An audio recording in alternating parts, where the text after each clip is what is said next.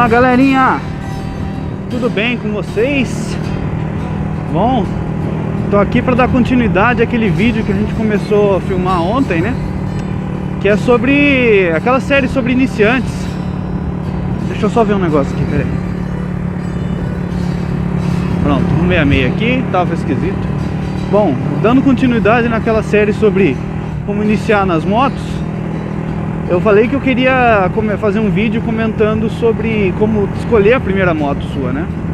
Então a gente está aqui hoje na estrada para falar um pouquinho sobre isso. E a primeira dica que eu daria é para você escolher o estilo de moto que você quer já antes de comprar, porque senão você compra e depois tem todo aquele trabalho de ter que vender para poder comprar outra. Então a dica que eu dou é experimente as motos que você acha que são interessantes, de vários estilos. Pergunte para quem conhece, para seus amigos que tenham, vá nas lojas, vê se tem algumas motos para você experimentar. A segunda dica é, se você acabou de tirar a carta, dá uma maneirada com o tamanho da sua moto. Eu sei que todo mundo fala isso, que você tem que primeiro andar na 125, na 150, depois ir para uma 250, uma 300 e por aí vai. Eu diria que você pode até começar com uma 250. Eu comecei com a 250, apesar de que eu já andava de moto, não, quer dizer, a minha primeira moto foi 250, mas eu já tinha aprendido a andar de moto, já andei em moto dos outros. Por exemplo, essa aqui que está emprestada para mim agora é uma 125. Então assim, eu acho que não é tão rígida essa regra de ter que começar com a 125, com a 150. Eu acho que você pode começar com uma 250 até uma 300. Eu diria que a gente tem que ver mais pela potência do motor do que pelo tamanho, o volume desse motor, né? Então às vezes uma moto de 30 cavalos de uma marca lá tem 500 cilindradas, ela tem 30 cavalos, e a moto de 30 cavalos de outra marca é 250. Então às vezes a gente tem que ver pela potência em si, né? Outra coisa, quando a gente fala em escolher o estilo de moto, alguém pode falar assim: nossa, mas opções de moto é só a partir de tanto a partir de um certo valor, né? Baixo custo a gente só tem basicamente a CG. Eu acho que a gente tem que abrir os nossos olhos assim, porque a grande maioria das categorias, tirando por exemplo esportiva, que eu acho que não tem nenhuma abaixo de 250, né? É que a 250 já se torna uma opção pro iniciante, não é uma moto tão bruta, né? A gente tem as minis, né? As motinhas 150, 125, mini custom, as trails, né? A Bros, por exemplo, a XT 125, Grosser, que são motos que já são de um estilo, né? E que não são a CG, por exemplo. Também você pode ver se o que mais se adequa ao seu uso é uma bis, uma scooter, né? As vantagens de uma scooter, por exemplo, é que ela é um veículo simples de operar, né? Tem a praticidade do porta-bagagem lá, o porta-capacete embaixo do banco. Ela não vai ter que operar a embreagem. Então às vezes você está começando, você não tem muita afinidade, é legal às vezes ter uma scooter. Elas são um pouquinho, as de baixa cilindrada são um pouquinho limitadas, principalmente pelo tamanho de roda, que ela se torna melhor, isso é uma característica de scooter, né? Toda scooter tem uma roda um pouquinho menor do que as motos convencionais, né? E isso acaba tornando ela um pouco desconfortável em regiões com um asfalto não tão bom, inviabiliza um uso fora de estrada, por exemplo. Mas elas são motos interessantes para você começar, às vezes. A própria bis, que você não tem embreagem, você tem uma moto com marchas, mas sem embreagem, também é uma moto interessante para começar. Só que ela tem algumas limitações também.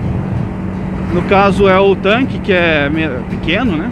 Um tanque de uma bis é bem menor do que um tanque de uma moto convencional.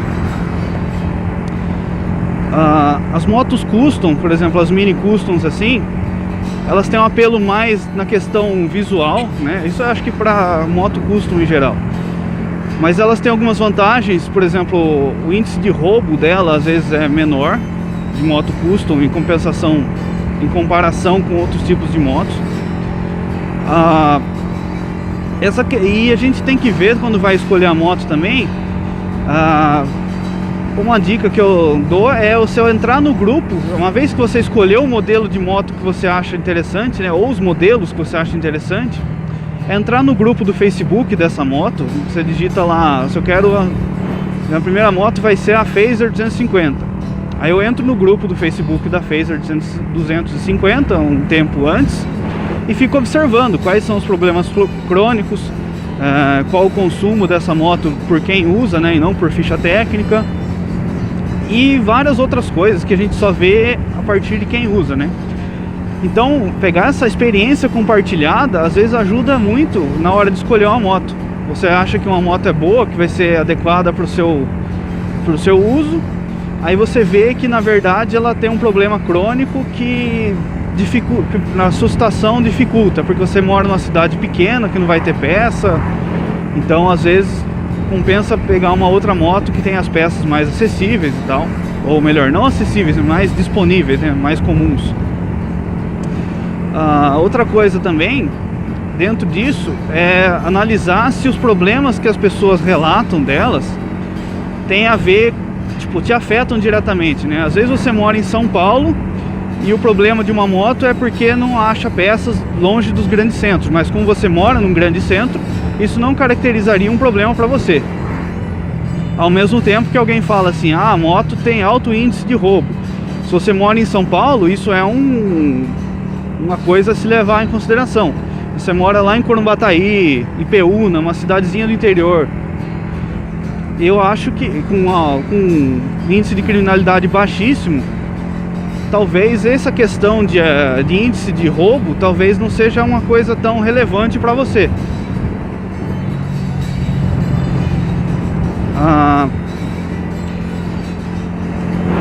Peraí, deixa o carro passar, eu já falo de novo. Quando eu falei de escolher a cilindrada da moto, se você acaba optando por uma moto de baixa cilindrada, inevitavelmente ela vai ter o consumo muito menor, né, do que uma moto de alta cilindrada. Ela vai geralmente ter as peças mais baratas. É uma moto mais leve, né, então se você é iniciante, ela vai ser mais fácil de você operar, manobrar. Ela é mais fácil de usar na cidade, por exemplo. Em compensação, uma moto um pouquinho mais forte te dá mais segurança na rodovia, por exemplo. Aqui tudo bem, essa rodovia aqui é de 60 km por hora, a moto 125 está indo tranquilamente. Mas numa rodovia que é 100, 110, eu já vou estar beirando a velocidade máxima dessa moto. Então, não que não dê para viajar, dá para viajar perfeitamente. Mas não se torna uma coisa tão confortável, né? Mas isso não pode ser limitação para você deixar de viajar porque sua moto é pequena, né?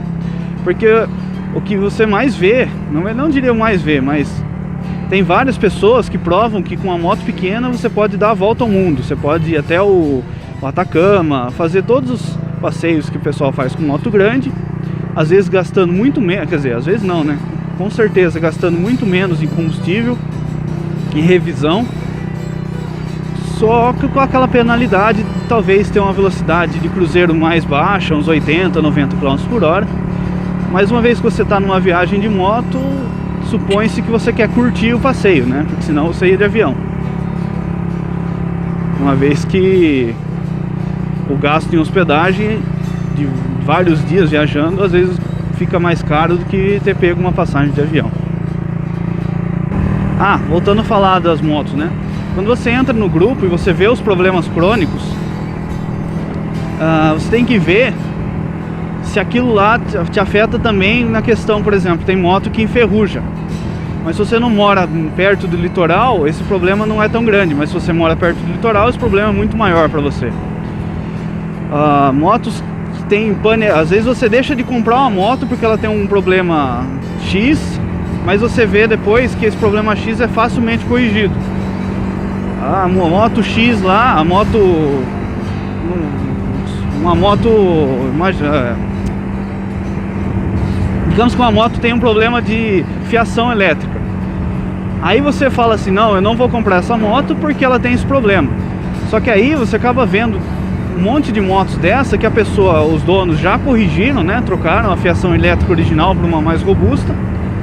E você acaba não querendo essa moto por causa daquele problema crônico. Ou então a moto tem um problema de trincar o quadro. Aí você vê um monte de moto com reforço que você deixa de comprar porque tem a lenda de que aquela moto... Lenda não, né? Relatos daquela moto que ela trinca o quadro. Então precisa ver se esse problema crônico não é corrigível, né? Se você não consegue arrumar esse problema, ou se às vezes essa moto que você vai estar interessado já não tem esse problema corrigido, né? Pelos donos.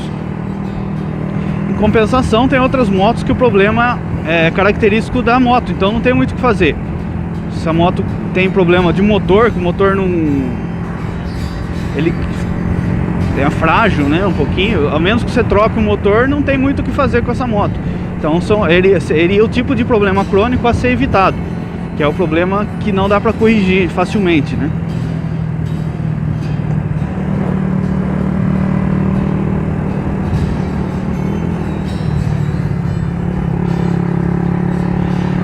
Bom, galerinha, eu acho que tá bom, eu acho que por hoje é só, né? Senão o vídeo fica muito mais longo do que já tá.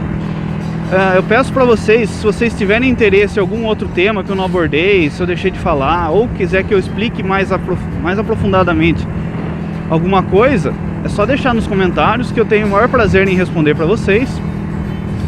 E eu acho que é isso então, pessoal. Até o próximo vídeo, falou?